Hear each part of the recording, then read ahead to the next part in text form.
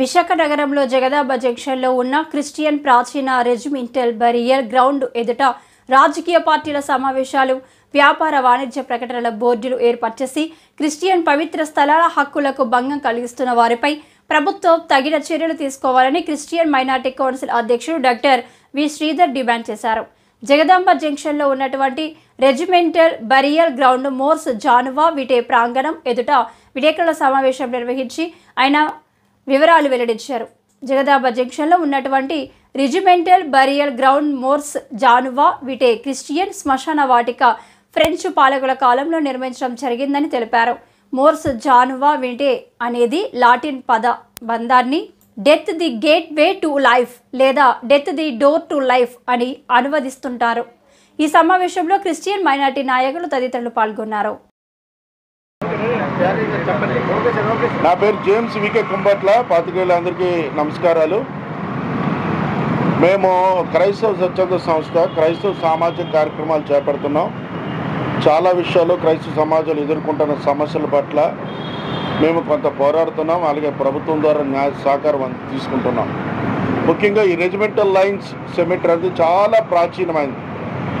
ఇది చాలా మాకు బరియల్ గ్రౌండ్ అనేది చాలా పవిత్రమైనది. మాకు చర్చిలంత విలువ బరియల్ గ్రౌండ్స్ అంత పవిత్రమైనది. పురాతన దినాల్లో చర్చిలోనే బరియల్ గ్రౌండ్ ఉండేది. మాకు అంత ప్రాధాన్యత కనుక ఇది చాలా కారణాల వలన ఇది చాలా ఇబ్బందులు గురవుతుంది. అంటే ఈ గోడల మీద వేరే విషయాలు రాయడం చూడండి, దేవాలయం మీద వేరే మాటలు రాయకూడదు. కానీ ఈ మధ్యకాలంలో ఈ గోడల మీద వేరే విషయాలు రాసి క్రైస్తవ మనోభావాలు దెబ్బతినేలా చేయడం, అలాగే ఇక్కడ కొన్ని రాజకీయ పార్టీలు కూడా ఫ్లెక్సీలు పెట్టి చాలా అపవిత్రపరచడం జరుగుతుంది. కనుక చాలామంది సంఘాలు, క్రైస్తవ నాయకులు, పెద్దలు మాకు చెప్పారు, దయచేసి ఈ విషయం పట్టించుకోండి. సిఎంసి వారు, క్రిస్టియన్ మైనార్టీ కౌన్సిల్ వారు, మీరు యువకులుగా ఉన్నారు, ఈ విషయం పట్టించుకుని అంటే మేము ఆలోచించి ఒక నిర్ణయం తీసుకొని చుట్టూ నిన్న పెయింట్లు వేయడం జరిగింది. ఈ ఫ్లెక్సీలు కూడా మేము కేవలం ఏ వాణిజ్య ప్రకటనలు కానీ లేకపోతే ఎటువంటి రాజకీయ ప్రకటనలు కానీ వేరేవి చేయకుండా కేవలం మా దేవుని మాటలు పెట్టే దీన్ని భద్రపరచుకోవడం జరిగింది. ఇంతే తప్ప ఎవరి మీద పోరాటం కానీ ఇది ముఖ్యంగా విసిసిబి అనే మా క్రైస్తవ సంస్థ ఉంది బరియల్ గ్రౌండ్స్కి.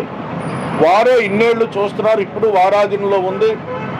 వారే దీని మీద కొన్ని కోర్టుకి వెళ్ళి కూడా గెలుచుకొని చేయడం జరిగింది. వారికి నమస్కారాలు. వారు చాలా క్రైస్తవ సమాజానికి సహాయం చేశారు, ఇప్పుడు చేస్తూనే ఉన్నారు. వారికి మేము ఆర్థిస్తున్నాం.